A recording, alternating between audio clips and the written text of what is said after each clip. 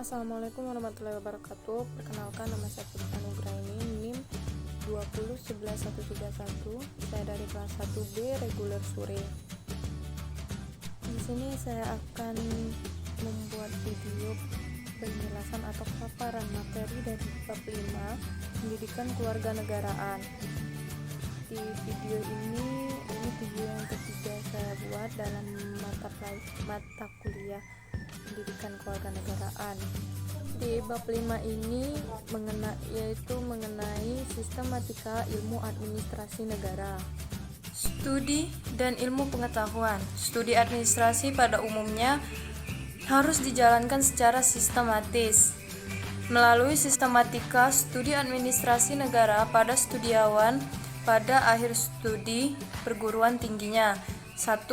Harus atau mampu melihat dalam praktik kehidupan masyarakat sehari-hari apa yang dimaksud dengan administrasi negara, bagaimana identitas, konfigurasi, konstruksi, susunan, dan sebagainya.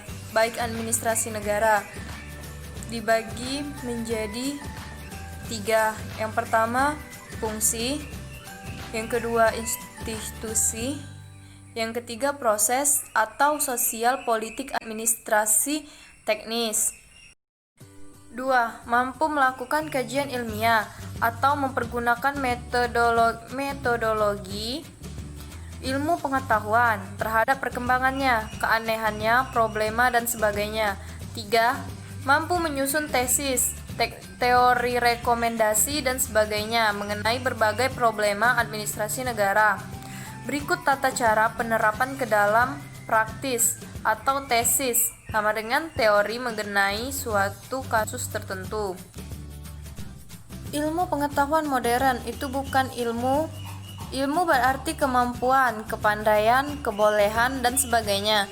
Dan juga bukan pengetahuan, melainkan suatu sistem, sarana, atau means, atau alat, tool, manusia untuk melakukan 3 hal, yaitu 1. Memperoleh atau mengumpulkan pengetahuan yang benar, ada arti bahwa kebenaran atau kenyataannya dapat dibuktikan dengan sarana atau cara tertentu yang disebut metodologi studi atau metodologi ilmiah.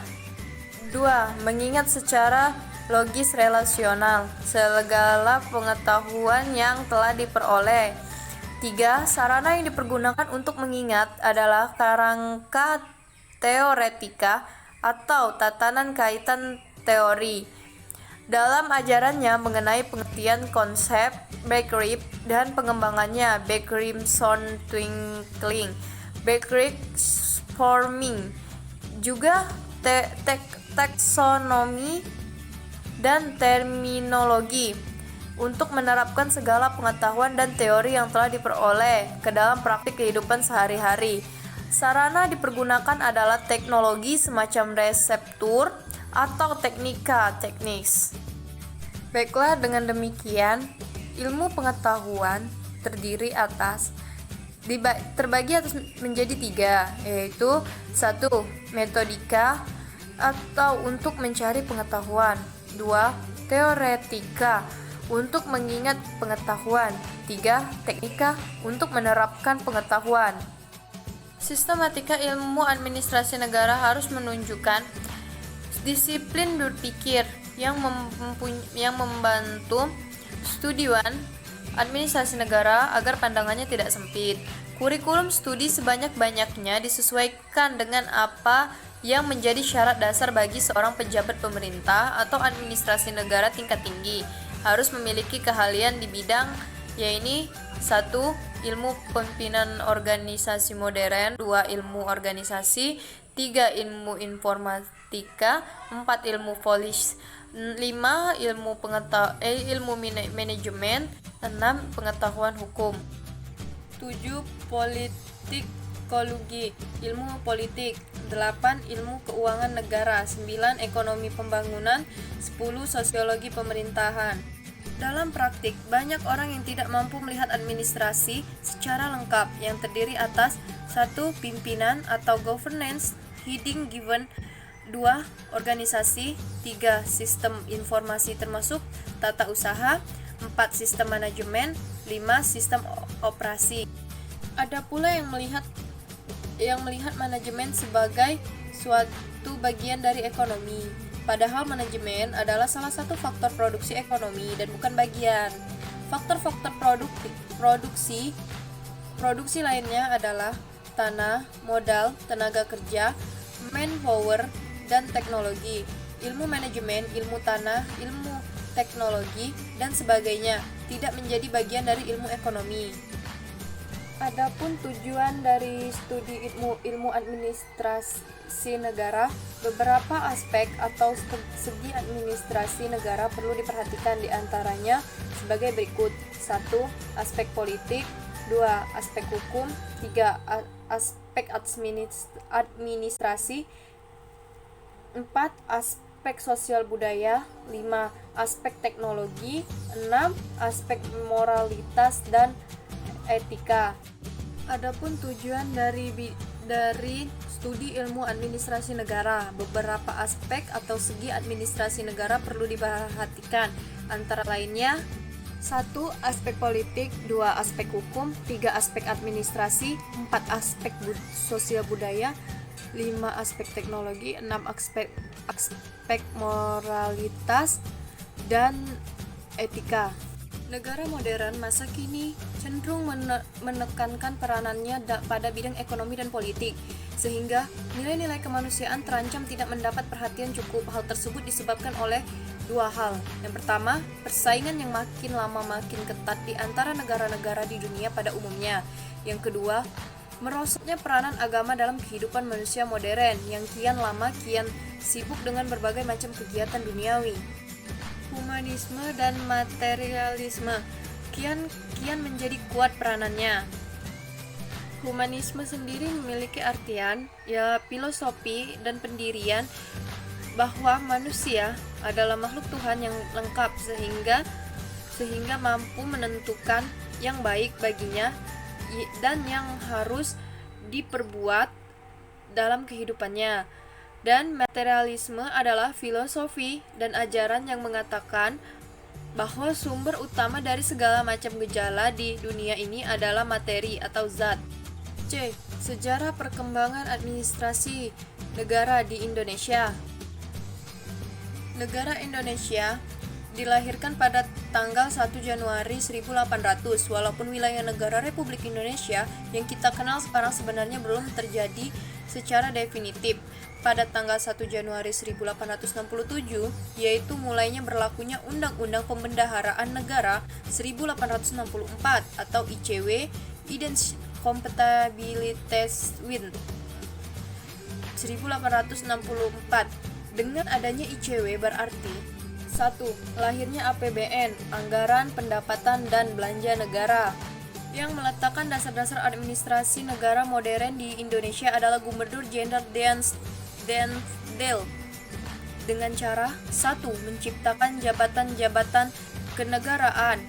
2. Membentuk kas negara.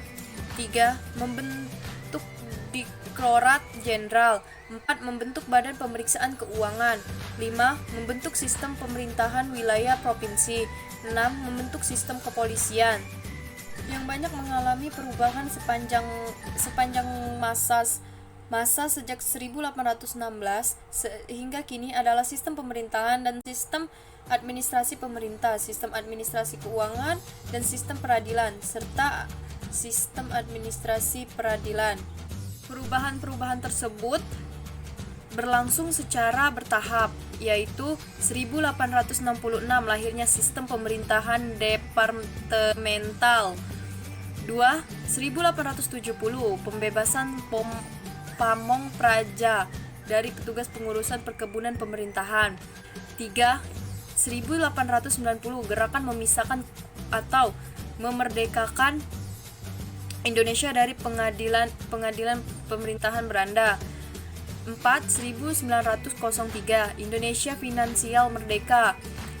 5. 1906 pemulaan pengembangan sistem otonomi pemerintahan daerah dengan Lokal Raden Ordonet. 6. 1912 lahirnya Pansal 1 ICW. 7. 1922 pembentukan Badan-Badan Otonomi Teritorial. 8. 1925 Pamong Praja Indonesia di Pulau Jawa dan Madura berfungsi bebas. 9. Tahun 1930 permulaan sistem perizinan perusahaan karena keadaan dilandaskan kritis ekonomi dunia. 10. 1938 gerakan menuju status dominion. Indonesia secara administratif dibagi menjadi 8 gewes atau sekarang menurut istilah Undang-Undang Nomor 5/1974/2 provinsi, masing-masing dikepalai oleh seorang gubernur. Selain klarifikasi administrasi negara makro, meso, mini, dan mikro dalam pola dan sistem ketatanegaraan, Maret 1942 masih terdapat sistem perbedaan sebagai berikut. 1. Administrasi geos atau administrasi wilayah. 2. Administrasi provinsi atau administrasi wilayah otonom. 3. Administrasi Gemeenschap atau administrasi masyarakat. 4. Administrasi swapraja yang bersifat Indonesia asli. Adapun pengertian dari profesionalitas termasuk ke dalam 1. Etos kerja yang tinggi atau moral, etik, dan semangat. 2. Mutu pendidikan yang setinggi-tingginya termasuk pendidikan dalam ilmu administrasi negara modern. 3. Pengalaman dan keterampilan yang dikembangkan secara sistematis. 4. Penggunaan peralatan yang modern efektif. Dan perlu diketahui, sumber kekuatan bangsa dan negara yang dimanapun ada 3, yaitu 1. Kekuatan militer, 2. Kekuatan ekonomi atau kekayaan, 3. Kekuatan pengetahuan dan teknologi. D. Organisasi pemerintahan dan administrasi negara Republik Indonesia. 1. Organisasi pemerintahan. Organisasi pemerintahan terbagi menjadi 2. Yang pertama, pengambilan definisi birokrasi. Yang kedua, pembentukan kekuasaan birokrasi atau Berunstensmonskoming. D. Organisasi pemerintahan dan administrasi negara Republik Indonesia. 1. Organisasi pemerintahan. Organisasi pemerintahan terbagi menjadi 2. Yang pertama, pengambilan definisi birokrasi. Yang kedua, pembentukan kekuasaan birokrasi.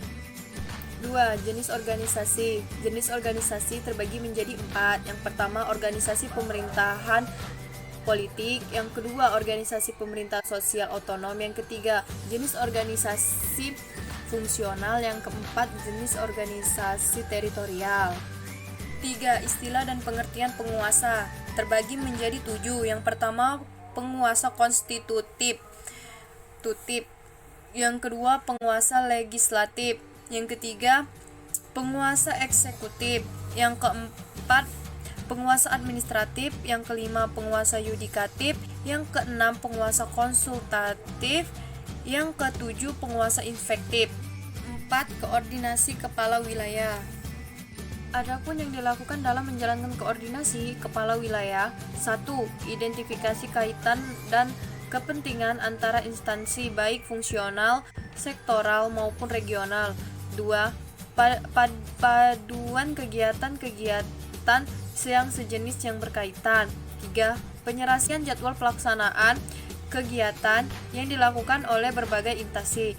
4. Pemantauan terdapat perkembangan pelaksanaan tugas instansi berbagai instansi vertikal. 5. Evaluasi terhadap pelaksanaan tugas instansi vertikal. 6. Permintaan keterangan mengenai pelaksanaan tugas instansi vertikal. 5. Pamong praja. 6. Tingkatan pemerintahan. Tingkatan pemerintahan terdapat 5 lapisan. Tingkatan pemerintah sentral, yaitu sebagai berikut. 1.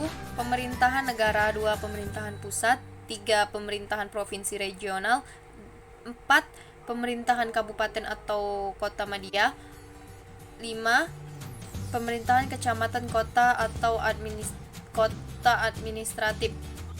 3. Tingkatan pemerintahan desentral, yaitu 1. Pemerintahan daerah tingkat 1, 2. Pemerintahan daerah tingkat 2, 3. Pemerintahan desa. 7. Lingkungan pemerintahan. Lingkungan pemerintahan terdiri atas 1. Lingkungan geografis atau alam fisik asli dan buatan manusia. 2. Lingkungan demografis atau penduduk populasi menurut susunan. 3. Lingkungan kebudayaan dan masyarakat, society, community. 4. Lingkungan politik atau masyarakat, partai, golongan politik.